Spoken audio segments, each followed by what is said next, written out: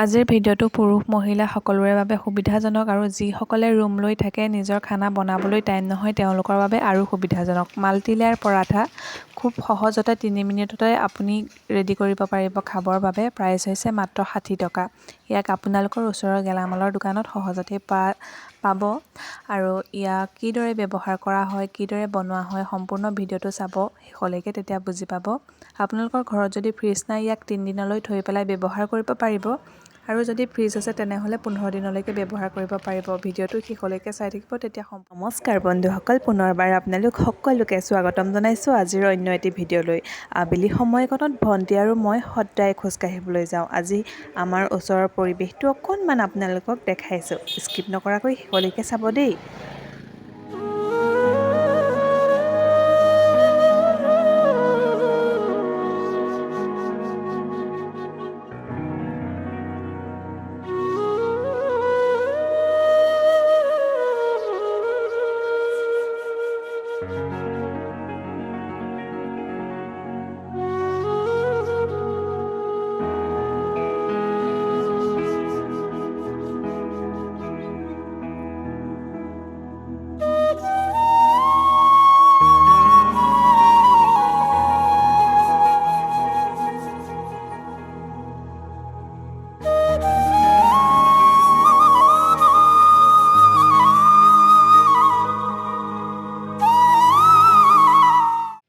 আজি আপোনালোকক ভিডিঅ'টো শেষলৈকে চাবলৈ কৈ থকাৰ কাৰণটো কি জানেনে? আজি এটা নতুন ৰেচিপি। এয়া দেখিছেনে?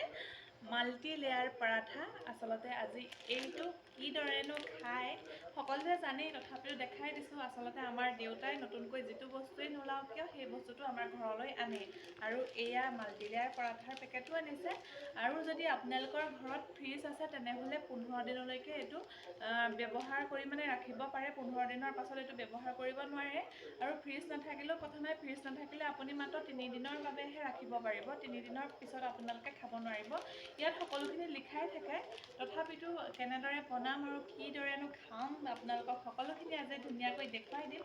আৰু এইফালে ইয়াত চিকেন আনিছে, ধুনীয়াকৈ দেখাম আজি আপোনালোকক, গতিকে ভিডিঅ'টো শেষলৈকে চাই থাকিব।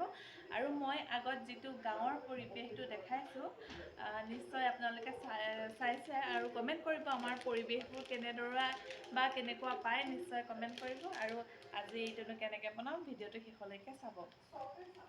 আৰু এইফালে ধুনীয়াকৈ ষ্ট'ভটো জ্বলাই ল'লোঁ, টাৱাখন উঠাইও দিলোঁ, গৰমো হৈ গ'ল। তাতে আপোনালোকে অকণমানি সৰু চামুচ এখনেৰে 1 চামুচ অইল দিব, ৰিফাইনো দিব পাৰে, সৰিয়হ তেলো দিব পাৰে বা ঘিউ দিব পাৰে। আপুনি যিটোৱেই ভাল পায় সেইটোৱেই দিব পাৰিব।